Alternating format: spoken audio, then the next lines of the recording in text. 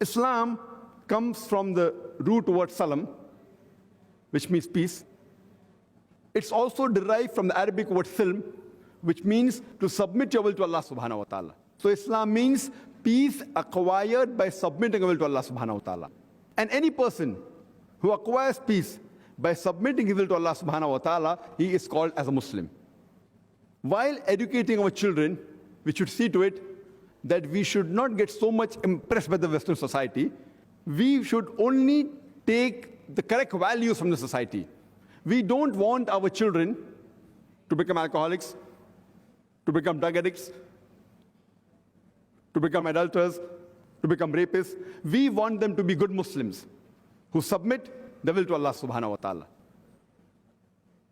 And our beloved Prophet Muhammad sallallahu alaihi wasallam said that every child, he is born in Dinul Fitr.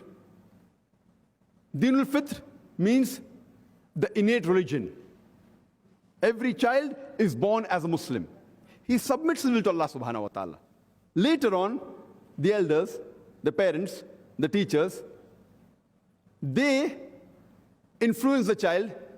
He may remain on the straight path, or he may become a fire worshipper, he may become an idol worshipper, and then he may go outside the fold of Islam. But every child initially, irrespective whether he's born in a Hindu family, whether he's born in a Christian family, a Jewish family, or a Muslim family, he is born as a Muslim. He submits his will to Allah subhanahu wa ta'ala. Later on, by the influence of other people, parents, teachers, elders, he may go on the wrong track. That's the reason. Whenever any non-Muslim, he accepts Islam, the more appropriate and correct word is revert. He was on the straight path, he went on the wrong track, and then he came back on the straight path, on the straight track. So the correct word is revert.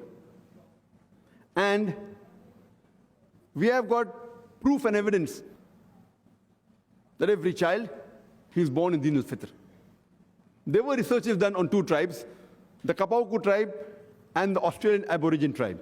These two tribes did not come in contact with modern civilization till as late as 1950.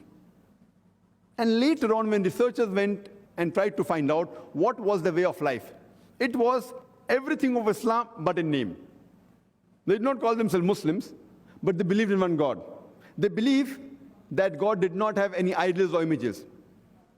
They believed he was not begotten. When they worshipped the God, they did the sujood. They prostrated. They were following the basics of Islam, but they didn't call themselves Muslims. So if we let a child after he's born, if we do not influence him with any of the teachings, that child will grow up to be a Muslim. That is the Din al-Fitr, innate religion.